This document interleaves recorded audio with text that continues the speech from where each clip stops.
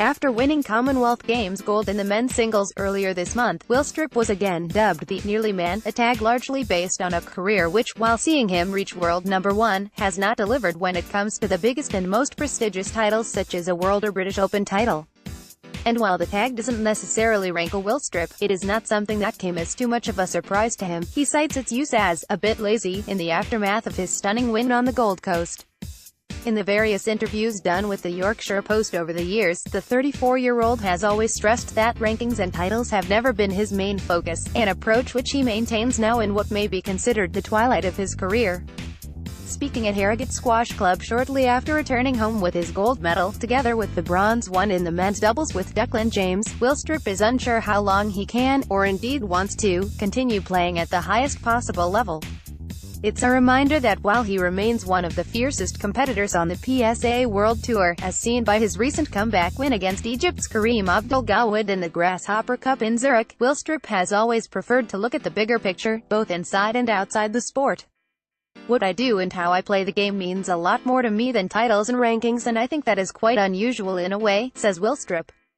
You often hear players talking about how they want to win this title, they want to win that title. But, for me, maybe it comes down to me having done it for a long time that the perspective is there with me. I just want to make sure first of all that I'm healthy and that I'm fit enough to play the tournaments. That was of chief concern to Willstrop in the run-up heading down under. I just wanted to make sure that I got there, and that does get edgy in the end because you're scared, he explained. I didn't obviously want to get injured, but I've still got to train hard and push myself, otherwise there's no point, but, for whatever reason, everything went well in that respect. So all I was bothered about was getting there, and I know that these things don't work out, so I wasn't kind of putting too much pressure on myself by thinking, I want to win this. I know a lot of athletes will probably say, well, how can you not set goals? How can you not set targets? But it's just there. I'm really not doing that because, for me, it puts a bit too much pressure on. To help with that pressure, Willstrop has always enjoyed life outside the game as much, if not more, than playing itself. He used to contribute a regular, weekly column for the Yorkshire Evening Post and now does the same for The Guardian.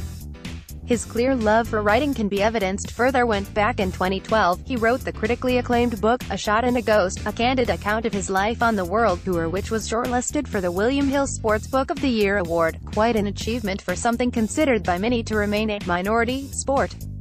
His love of music sees him play guitar regularly, and he is a regular movie and theater goer, the latter having provided the impetus for what may feed that need to perform in public once he decides to put the rackets and headbands away.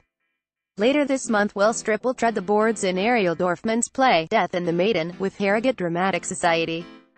It will not be the first time he has put himself out there as an actor, a spell on the sidelines caused by hip surgery in 2014 giving him a rare window to explore that side of life, something he clearly loves. I'd love to do something in that area, maybe full-time, I don't know whether it is possible, he says. I'd love to go into acting, writing, all that kind of stuff. I love all those kind of things, and I think they are really good for athletes who are pretty intense with what they do. It helps take you out of it.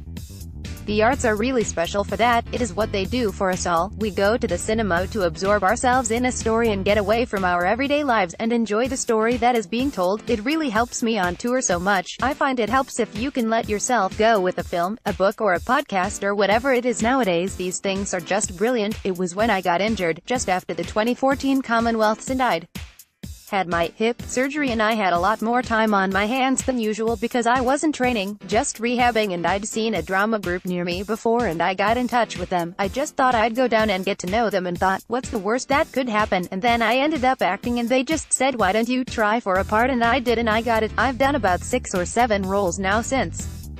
I've no idea where it can go, or if I'm any good at it, or anything, but I just love doing it, and if somebody said to me that I could try and be an actor or a writer or whatever else, I would just jump at it. That's not to say that Willstrop is looking to turn his back on a sport which he readily admits has given him so much since taking it up as a youngster under the watchful eye ever since of his coach and father, Malcolm Willstrop.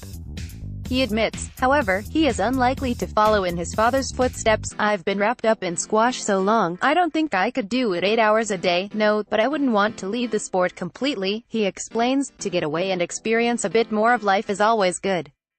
I'd love to put a bit more back in because being a squash player is pretty selfish. It is a selfish existence really, simply because you're trying to be the best you can be, so, at some point, I would love to give a bit more back if I could. I'd hate to completely alienate myself from it because I love the game, but to stand in a squash club for 8 hours a day and coach, that would be hard. I think when you specialize for so long, there's a lot of life out there, isn't there?